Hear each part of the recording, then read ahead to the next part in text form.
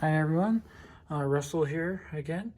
Today we'll be removing the factory shift gate, which has the two 10mm bolts on it, and installing the CA Technologies aftermarket shift gate, which comes with two stainless steel bolts with their 4mm Allens.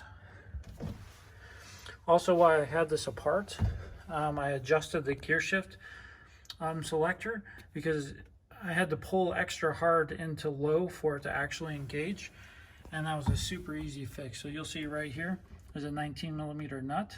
I just backed this off a couple of turns, and then there on the inside also a 19. Tighten that up a couple turns just to adjust it, and then tighten both of them back down. And so now my gear shifter goes into low without a problem at all now.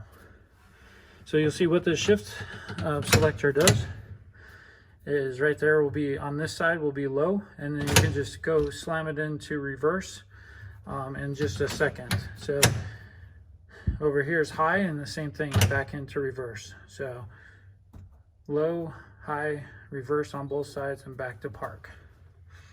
Okay, so to get the center console out, you have 11 of these little push rivets. Okay, to get those out, you just push it in with a screwdriver to about there, and then pull everything out. To reinsert it,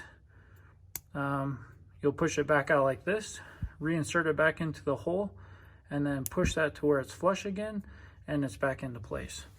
So 11 to remove those, two 10mm bolts to get the old shift gate out, two 4mm Allens to get the new shift gate in. So I got this idea from Jason on YouTube. He has a great channel, and check out some of his videos as well for the Honda Talon. So here's the shift gate with the cover back on.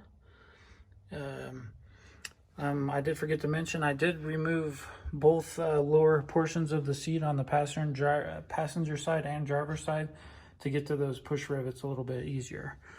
So thank you for watching, and please consider subscribing.